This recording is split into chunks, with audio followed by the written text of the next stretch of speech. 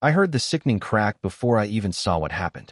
A kid, barely old enough to buy a drink, was sprawled across my front steps, packages scattered everywhere like broken promises. His arm bent in a way that made my stomach lurch.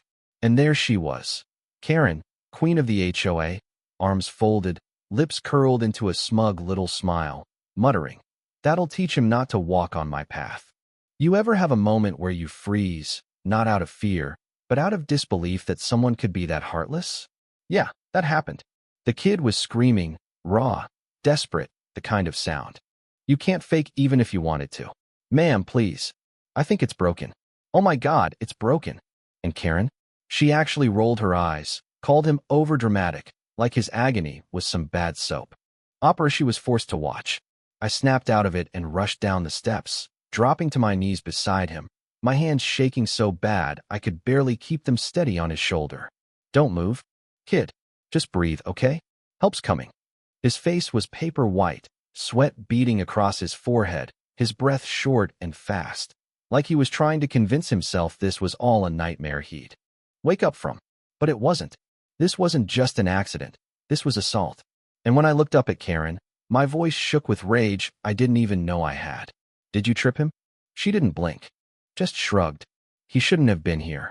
Delivery trucks aren't allowed in this neighborhood. Rules are rules." Rules. God. The way she said it made my fists clench.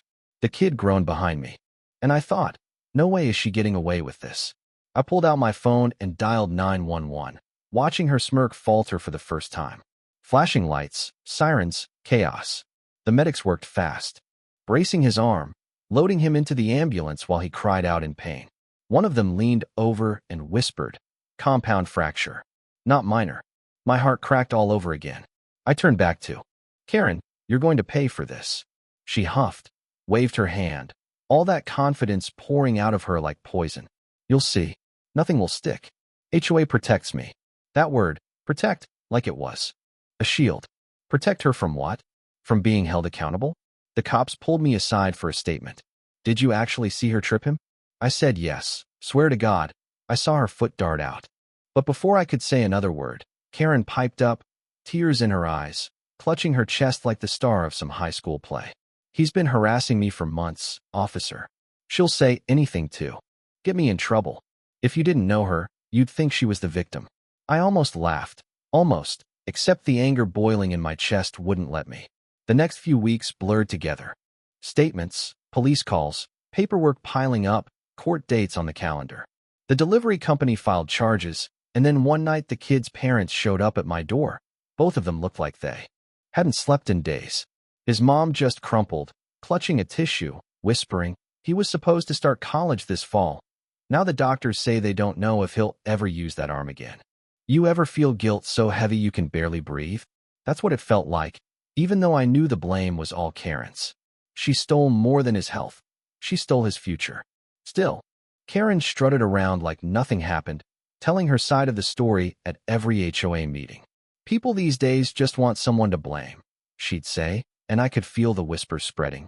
Neighbors glancing at me like I was the one making things up. Some even nodded along, believing her. The humiliation burned like acid. I started second-guessing everything. What if nobody believed us?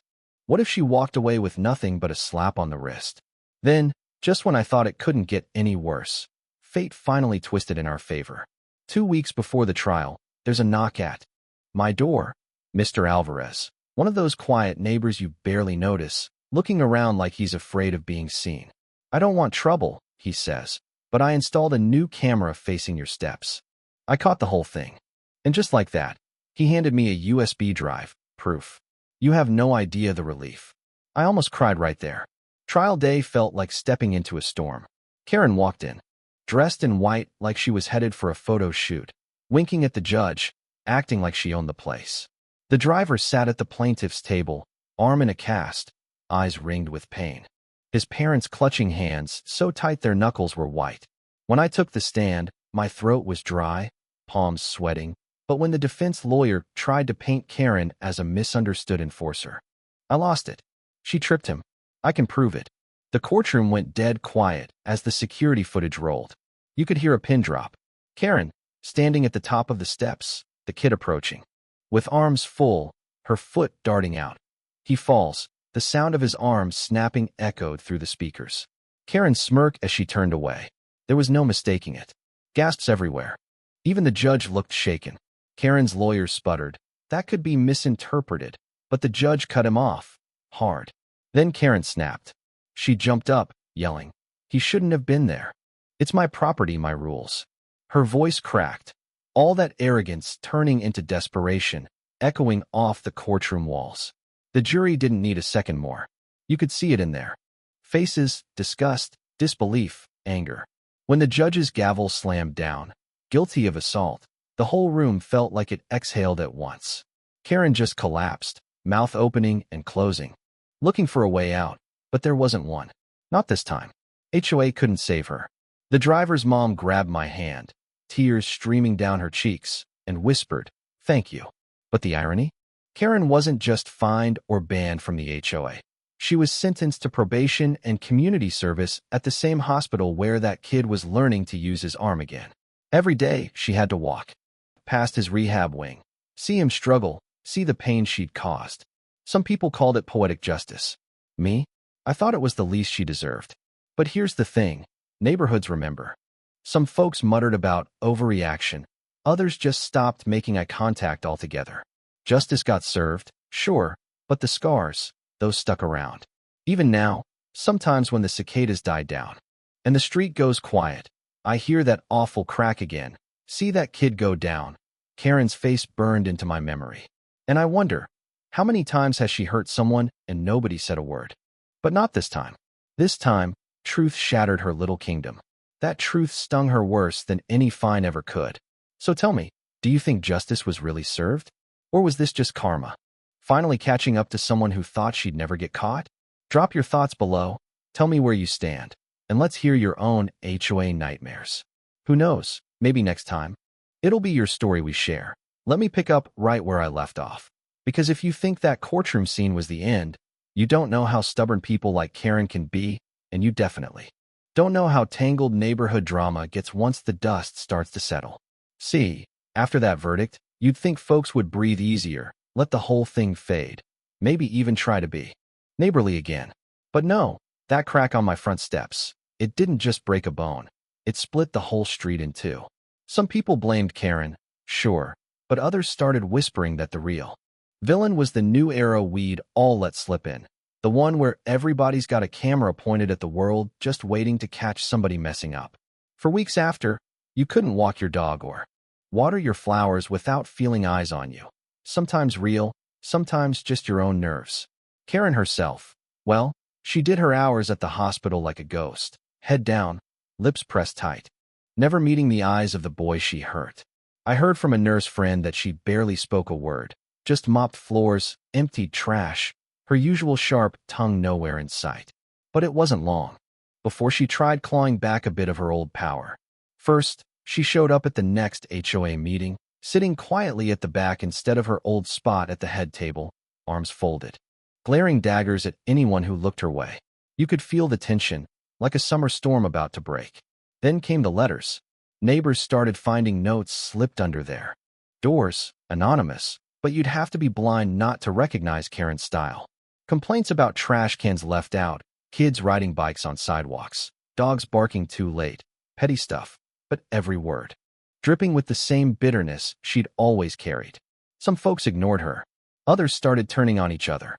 That's how these things go, right? Hurt people, and pretty soon, a quiet Cold War was brewing on Willow Lane. But here's the kicker, and honestly, this part even surprised me. Mr. Alvarez, the quiet guy who'd given me that life-saving footage, he stepped up. Out of nowhere, he started organizing little neighborhood dinners, potlucks in his backyard. No agenda, no speeches, just food and a chance for people to actually talk, face to face. Not through complaint forms or backfence gossip. The first few were awkward, I'm not gonna lie. People brought their own chairs, sat with their backs straight, eyes flicking around like they expected an ambush. But slowly, the walls came down. Folks started sharing stories, not just about the accident, but about old memories. Kids growing up, trees planted, dogs rescued. Even the delivery driver's family came by one night, His mom carrying a tray of cookies and his dad cracking jokes about how at least his son now had a cool scar to show off at college. Karen? She watched from across the street at first, arms folded, face tight as ever. Then, one night, maybe it was the smell of barbecue, or maybe she just got tired of being alone, she wandered over. Didn't say much. Just stood on the edge of the yard, staring at the fireflies, probably rehearsing 1,000 things she'd never say out loud. Nobody invited her in, but nobody told her to leave either. Sometimes that's the best you can hope for. Thing is, even after all that ugliness, life doesn't just snap back to normal. The kid's still got a long road ahead. Physical therapy, nerve pain, a whole new sense of caution he never wanted. I still hear the crack in my dreams, still watch the way neighbors look at each other, not quite trusting, not quite sure what side anybody's on. But every so often, when the cicadas start up and the night feels like it did before all this, I remember what Mr. Alvarez said that first night he handed me the proof. We all see things we'd rather ignore, but sometimes it's just one person standing up that changes everything. So here's where I leave it for you. Does justice really fix a broken place? Or does it just give us permission to start rebuilding?